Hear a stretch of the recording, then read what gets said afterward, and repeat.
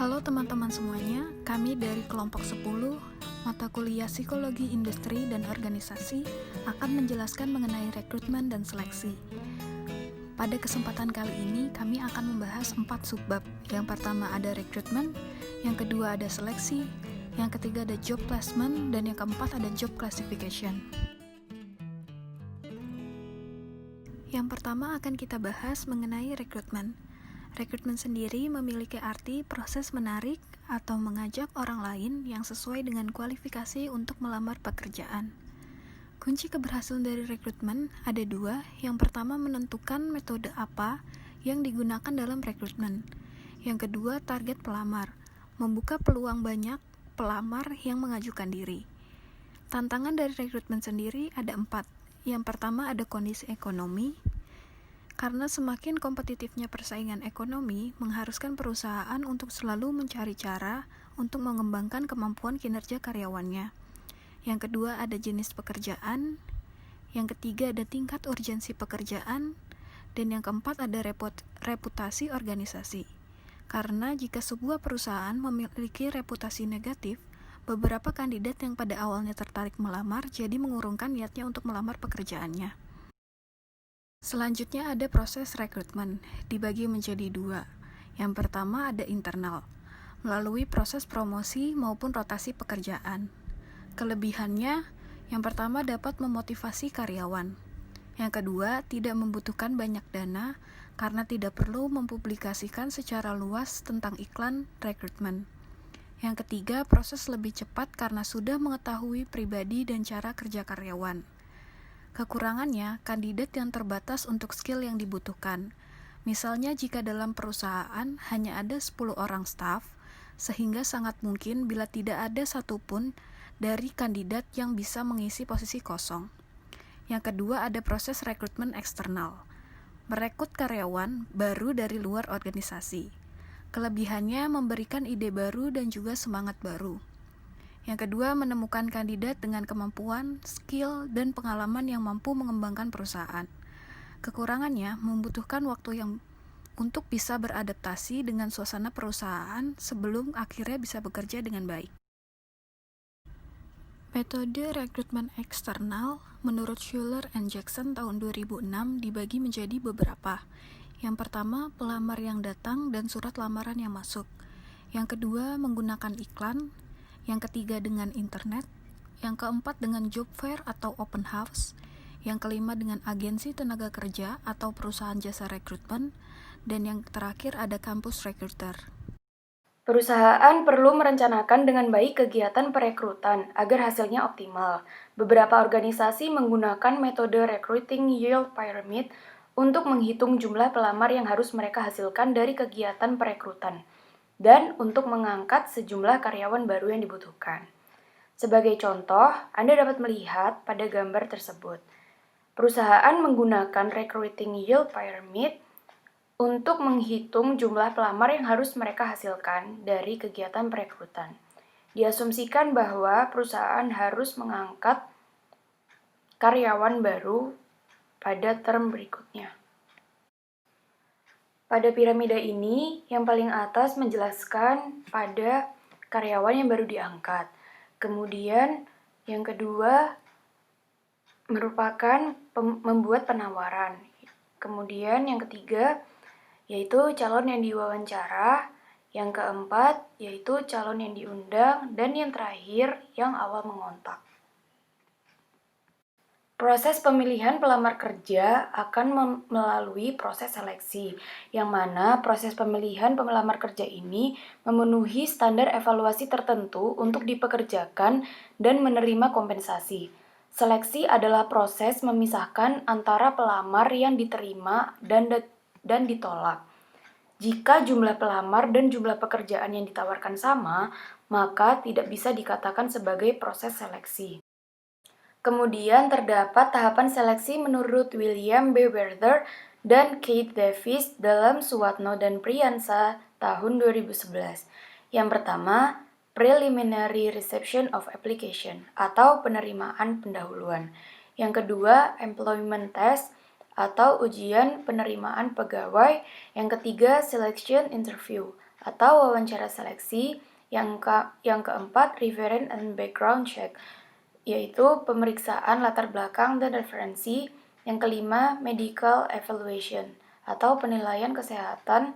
Yang keenam, supervisory interview, atau wawancara dengan supervisor. Yang ketujuh, realistic job review, atau penjelasan pekerjaan secara realistis. Dan yang terakhir, hiring decision, atau keputusan penerimaan. Lalu selanjutnya ada pengambilan keputusan seleksi dalam penerimaan karyawan yang dibagi atas 4. Yang pertama, true positif. Orang yang termasuk bagian ini secara kriteria akan dikatakan sukses dan diterima dalam nilai prediktor. Lalu B, true negatif. Pada bagian ini adalah keputusan yang tepat untuk menolak kandidat, karena pelamar juga tidak menunjukkan potensi kesuksesan di organisasi. C. False negatif. Secara prediktor ditolak, tetapi secara kriteria pelamar akan menunjukkan kesuksesan. Lalu D. False positif. Secara prediktor diterima, akan tetapi pada akhirnya di tempat kerja tidak menunjukkan kinerja yang optimal. Pengembangan tes sendiri di sini dibagi atas 4.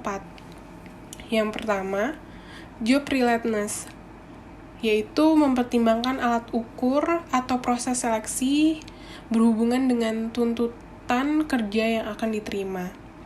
Lalu, utility, mempertimbangkan alat seleksi dan prosedur dengan keuntungan yang didapat dengan biaya yang dikeluarkan.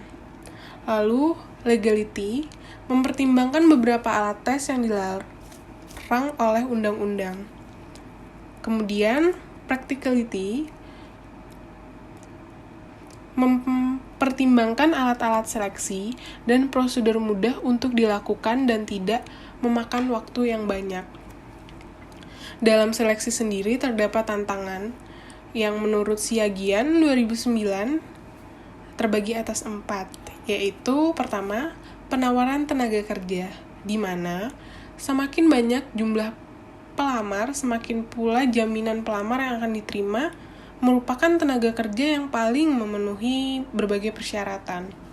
Lalu, yang kedua, tantangan etnis, yaitu memegang teguh norma-norma etika seperti contohnya disiplin pribadi, integritas karakter, kejujuran, dan sebagainya. Lalu tantangan organisasional seperti strategi organisasi mengenai arah perjalanan organisasi di masa yang akan datang. Yang keempat, kesamaan kesempatan memperoleh pekerjaan. Di sini sering dijumpai diskriminasi terhadap praktek pemanfaatan sumber daya manusia. Setelah seorang calon karyawan lolos seleksi, ia akan ditempatkan pada sebuah pekerjaan.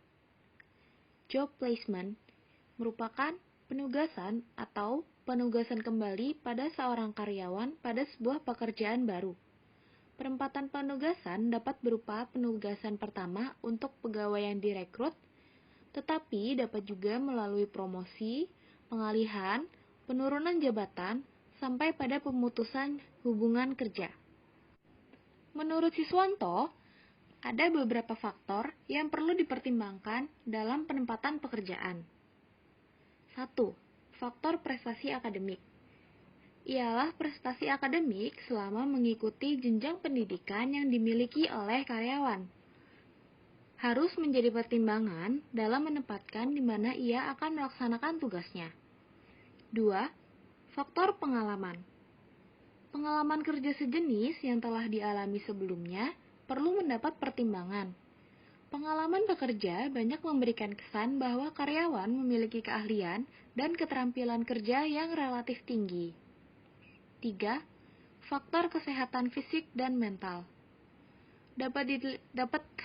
Faktor kesehatan fisik dan mental.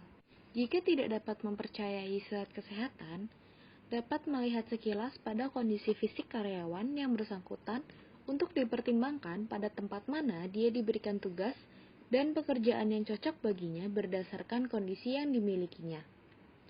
4. Faktor sikap. Faktor sikap hendaknya menjadi pertimbangan dalam menempatkan karyawan pada suatu pekerjaan. Sikap akan berpengaruh secara langsung baik bagi individu dan perusahaan maupun bagi masyarakat sebagai pengguna jasa dari perusahaan itu sendiri. 5. Faktor perkawinan. Status perkawinan dapat menjadi pertimbangan di mana seseorang akan ditempatkan. Misalkan, karyawan yang belum menikah dapat diberikan tanggung jawab di cabang luar kota, sedangkan karyawan yang sudah menikah dapat ditempatkan di perusahaan dalam kota agar tidak terpisah dengan keluarganya. 6. Faktor usia. Usia merupakan salah satu faktor yang penting yang dipertimbangkan untuk menghindari rendahnya produktivitas. Karyawan dengan usia yang sudah tua berpotensi menghasilkan tingkat produktivitas rendah dibandingkan karyawan muda. Job classification atau klasifikasi jabatan. Job classification atau klasifikasi jabatan merupakan sebuah metode evaluasi jabatan untuk penentuan tingkat upah dengan menyusun klasifikasi atau kelas jabatan yang dikaitkan dengan skor yang akan menentukan upah dari karyawan tersebut. Klasifikasi dilakukan dengan pencocokan karakteristik masing-masing jabatan seperti tingkat kesulitan, besarnya tanggung jawab, pengalaman yang dibutuhkan, dan lain-lain. Sekian presentasi dari kelompok kami. Jika ada pertanyaan, dapat diajukan setelah presentasi ini. Terima kasih.